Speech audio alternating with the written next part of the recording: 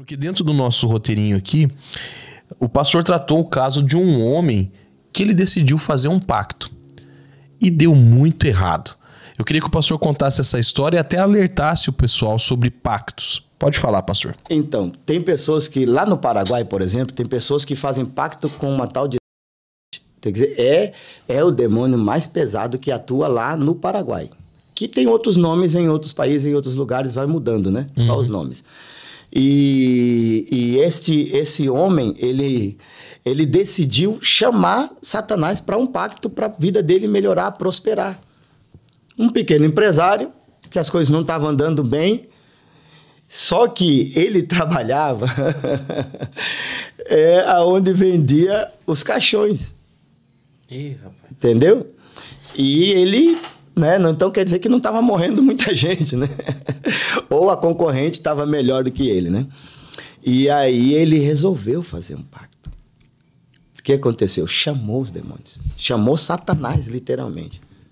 E quando ele acordou, ele estava em cima de um dos caixões, estava com o corpo todo cheio de marcas, símbolos satânicos, letras raras, que não se decifra facilmente, em todo o corpo dele, nos rostos, nos peitos, nos braços, nas pernas, por todo o corpo, costas, uma coisa que é sobrenatural, totalmente.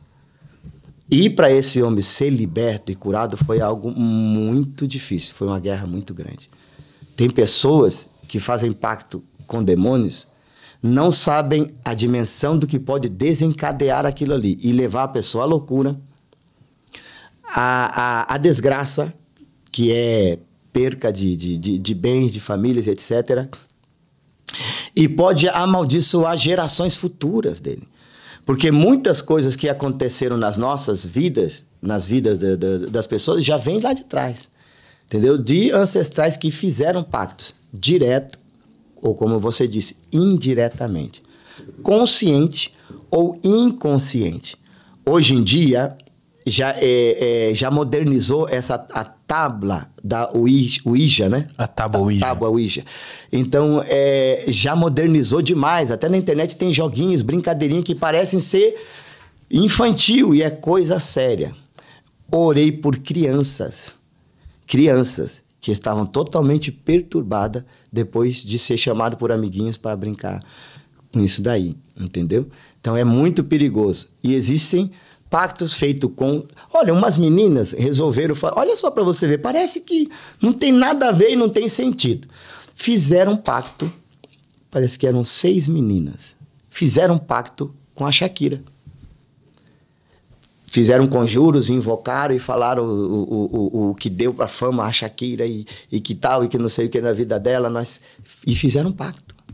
E os demônios entraram na vida dessas adolescentes. Entendeu? E foi um desastre. No colégio, elas fizeram um terror. Aí, um vereador da cidade não sabia o que fazer, ficou sabendo que a gente orava por libertação, e era de outra cidade no Paraguai, e foram lá em Ciudad del Este me chamar. Aí nós fomos lá para orar por essas adolescentes. Por quê? Porque já estava contagiando a outros alunos. Elas se transformavam e ficavam endemoniadas, falavam, entendeu, diferente, atuavam diferente e outros alunos já estavam também recebendo esse espírito. Olha que coisa perigosa, entendeu? Aí nós fomos lá para orar. A guerra espiritual ali foi tão forte que nós levamos todo aquele dia, depois nós tivemos que voltar àquela cidade outra vez e foi libertando, porque eram várias, né? Depois daquelas 7... passou para outras pessoas. Aí fomos libertando. E teve uma que o inimigo resistiu. E por último, como eu tinha muita agenda, muito trabalho, que nem hoje em dia também, mas eles tiveram que levar elas até mim. Aí nós fomos lá orar. Claro que quem faz o milagre, quem liberta sempre é Jesus. Ele só nos usa como instrumento. Então, ali completou o processo de libertação na vida daquela jovem. Mas como adolescente, jovenzinhas, acharam que não tinha nada a ver e fizeram esse pacto. E olha só no que deu. Foi uma coisa terrível. Os pais sofreram, o colégio teve problemas sérios e depois teve guerra espiritual, que não foi pequena, para a libertação dessas meninas.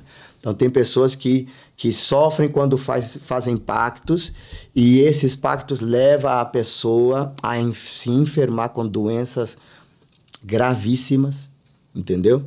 Então, tem que cuidar com os pactos. Se alguém chegou a fazer, ou alguém da família fez, e você está junto ali, pode passar também, você pode sofrer o dano, porque você está na linha, porque você está no teu DNA da família. Então, os demônios, ele busca, entendeu? Em quem tragar. A Bíblia diz que ele está como um leão rugindo ao redor, buscando a quem possa devorar. Então, quem ele puder entrar e atacar, ele vai entrar e ele vai atacar. E essas pessoas têm em comum contigo um pensamento, por exemplo, sobre coisas passadas. Existem inscritos nossos aqui do canal, que eu respeito, que não acreditam em maldição hereditária, que não acreditam que tem uma hereditariedade. Ah, não, Jesus levou sobre si as nossas dores e os nossos... Enfim, Jesus já levou, já foi sanado. Essa é a linha que eles usam para defender. Eles não acreditam em hereditariedade e eles também não acreditam que para fazer um processo de libertação, você precisa fazer um mapeamento. Você entender o que está acontecendo.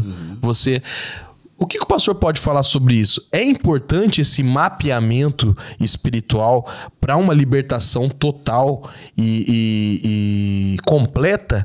E existe hereditariedade quando o assunto é espiritual?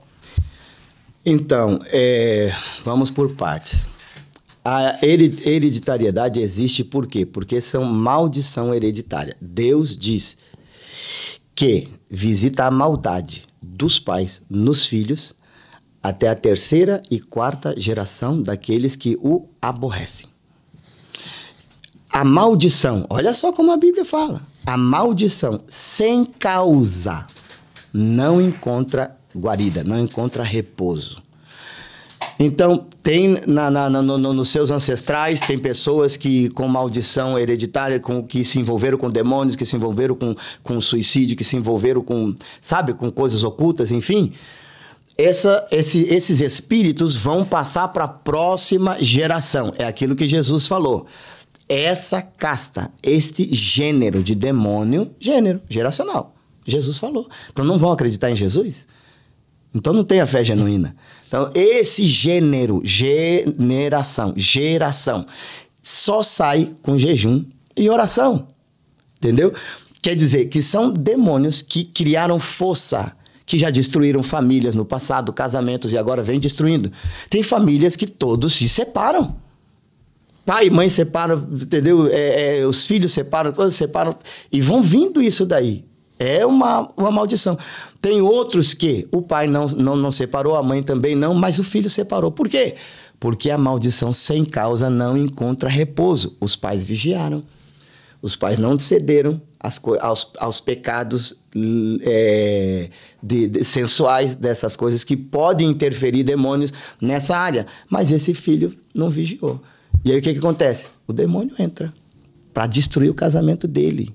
E vai ter êxito. Por quê? Porque a maldição, tendo causa, ela repousa. Entendeu? Não adianta. As pessoas podem querer contra-argumentar do jeito que for.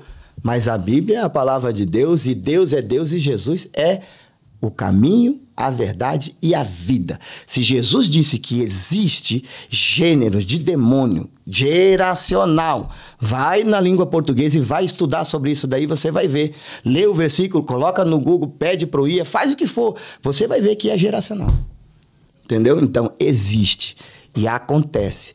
Essa questão de você ter um acompanhamento espiritual, fazer o mapeamento do que foi a vida da pessoa, dos anteriores. Existem casos que não é necessário porque Deus revela. Tem casos que Deus não revela. Em todo caso, é importante saber quando que começou isso. Por quê? Entendeu? E a pessoa contar, se esclarecer aquilo ali, entendeu? E o Senhor dá guia espiritual para poder trabalhar naquilo ali, para poder orar corretamente. Santiago diz, ora e não recebe porque ora errado, porque pede mal, entendeu? Então, quando você ora da forma correta, você atinge o alvo, Entendeu? Então você vai lá nas raízes, vai lá onde está o inimigo camuflado e aonde ele está tendo a legalidade. E romper aquela legalidade. Então eu vou ter que dizer, se tem um demônio me atacando em uma área da minha vida, eu tenho que dizer, olha, eu pequei, eu falhei, meus pais falharam, alguma coisa aconteceu, entendeu? E eu renuncio isso da minha vida, porque a pessoa tem que renunciar ao pecado. Ela tem que renunciar o pacto que fez. Ela tem que renunciar às palavras que declarou. Ela tem que rejeitar aqueles demônios da vida dela. Meu irmão, ele teve que renunciar. Eu orei por ele, os demônios começavam a sair, sim, mas eu tive que falar para ele, agora começa a renunciar a todos esses demônios, porque era pacto, não tem como, ele tem que desfazer aquele pacto, ele tem que renunciar a tudo aquilo ali. Então ele foi renunciando todos aqueles pactos, foi desfazendo todos aqueles mais. Quem está em Cristo, nova criatura é, as coisas velhas passaram e eis que tudo se fez novo. Detalhe, quem está em Cristo, não é só aceitar Cristo, é estar em Cristo. Com a fé genuína, com a vida no altar, adorando e buscando ao Senhor. Porque o inimigo está ao derredor. Como Pedro diz, como a Bíblia diz, como Paulo diz. Então, e ele vai atacar. Encontrou uma brecha, ele entra. Ele é assim. É que nem aquele cachorro. Se abriu a porta, ele entra e faz xixi. Ou faz o número 2. Então, não adianta. O inimigo é assim. Então, a gente tem que realmente entender essas coisas, levar a sério, porque é sério. O pior cego é aquele que não quer ver, eu sempre falo isso, e o pior surdo é aquele que não quer ouvir. O medo paralisa. Tem pessoas que preferem dizer não acredito porque tem medo, mas a pessoa que sabe que existe e se arrepende e busca libertação, esse mal acaba da vida dela.